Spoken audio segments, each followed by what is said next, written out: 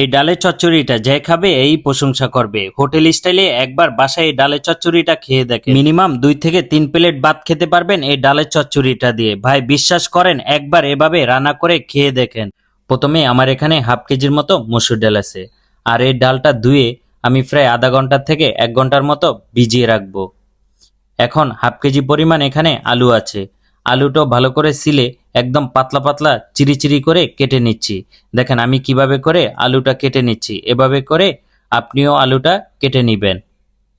এখন কেটে নিচ্ছি পেঁয়াজ, আর পেঁয়াজটা অবশ্যই চচ্চড়িতে একটু বেশি দেওয়ার চেষ্টা করবেন। এখন কাঁচামরিচ কেটে নিচ্ছি, তারপরে কেটে নিব টমেটোটা একদম পাতলা পাতলা করে আপনারা কেটে নিবেন। এখন সবগুলো ইংরেজ একটা প্লেটের ভিতরে নিয়ে নিলাম। এখন কড়াইয়ের ভিতরে ডালটা এখানে নিয়ে নিলাম, তারপরে আলু কুচিটা এখন দিয়ে দিব।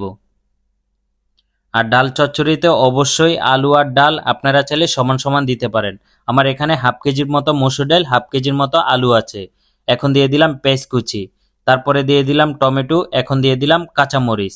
আর পেঁয়াজ কুচিটা অবশ্যই আপনারা একটু বেশি দেওয়ার চেষ্টা করবেন। এখন দিয়ে দিলাম 1 টেবিল চামচের মতো হলুদের গুঁড়া, অল্প একটু মরিচের গুঁড়া দিয়ে দিলাম।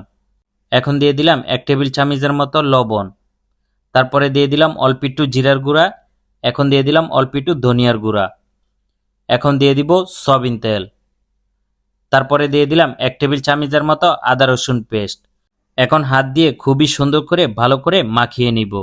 আপনারা এভাবে হাত দিয়ে মাখিয়ে কে কে রান্না করে থাকেন অবশ্যই কমেন্ট করে জানাতে পারেন, কারণ হাত দিয়ে মাখিয়ে রান্না করলে রান্নাটা খুবই সুস্বাদু হয়।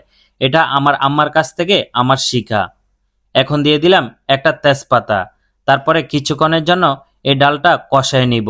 এখন দিয়ে দিব পানি, আর পানিটা বেশিও দিবেন না, একদম কমও দিবেন না, মিডিয়াম পানি দেওয়ার চেষ্টা করবেন, তাহলে ডালের চচ্চড়িটা একদম মাখা মাখা হবে, খেতে খুবই লোভনীয় লাগবে।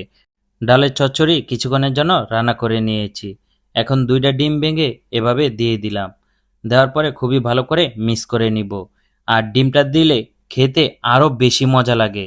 হোটেল বলেন অথবা রেস্টুরেন্টে বলেন, খুবই পপুলার এই ডালের চচ্চড়িটা। এই ডালের চচ্চড়িটা ফ্রাই হোটেলে অনেকে খেয়ে থাকে, অনেকে কিন্তু এই রেসিপিটা আমার কাছ থেকে চেয়েছিলেন। এখন একটা কড়াইয়ের ভিতরে এখানে সয়াবিন তেল দিয়ে দিলাম, তারপরে এখানে রসুন কুচি দিয়ে দিলাম, পেঁয়াজ কুচি দিয়ে দিলাম, পাশাপাশি শুকনা মরিচ দিয়ে দিলাম এবং অল্প করে পাঁচফোড়ন দিয়ে দিলাম। পেঁয়াজ আর রসুনটা একদম ভাজা ভাজা করে নিব। এখন খুবই সুন্দর করে বাগার দিয়ে নিচ্ছি।